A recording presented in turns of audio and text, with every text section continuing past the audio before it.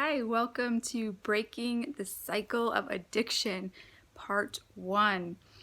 I just will talk very briefly on the very first point that we must get to if we are going to break the cycle of addiction.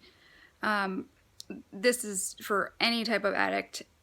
You must come to the place of complete surrender. You must, as some people call it, your rock bottom. Now for me, I've had several rock bottoms, so that's not necessarily true that you just need a rock bottom. You need to actually surrender. You need to admit that you're ready and that you have a huge problem. And if I can do it, anybody can do it. I wasn't just a mild addict. I was a severe heroin, crack, cocaine, methadone, psychotropics, all these things, cigarettes, alcohol, everything, addict. So if I can do it, you can do it.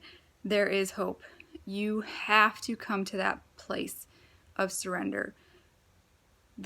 For me, that point was when I was on a prostitution call, and my appearance was just disgusting. I was just really skinny. I had track marks all over my body, malnourished, pale, just strung out, just disgusting. I was living in like a garage type setting with a mattress on the floor, and a guy came to purchase me, and he just came into where I was living and just took one look at me, and he just said, "I'm not paying for this." And then he left.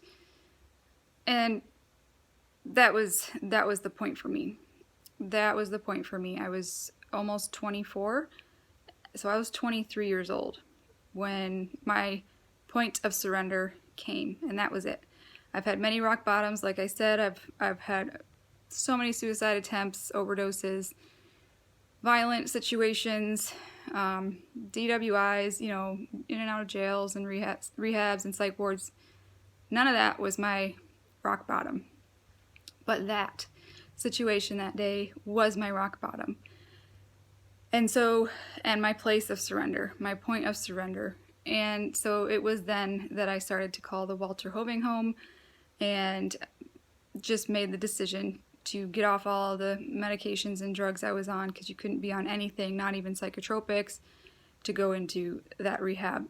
And so I just wanted to start this session off with that. In order to break the cycle of addiction, it has to stop somewhere. Like when a bike is going along and a stick gets thrown into one of the wheel sections there, and then it just stops right there. There has to be that point where the stick gets thrown into the bike wheel, and it stops the person. It stops the momentum, and it flies the person off the bike if it has to.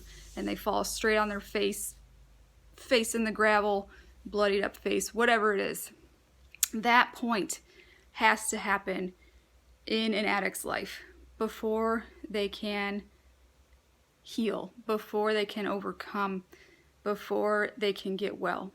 And so that was it for today's session. I didn't want to go too long, but we will go more in depth with the later sessions. So just be encouraged in that, and I'll see you for part 2.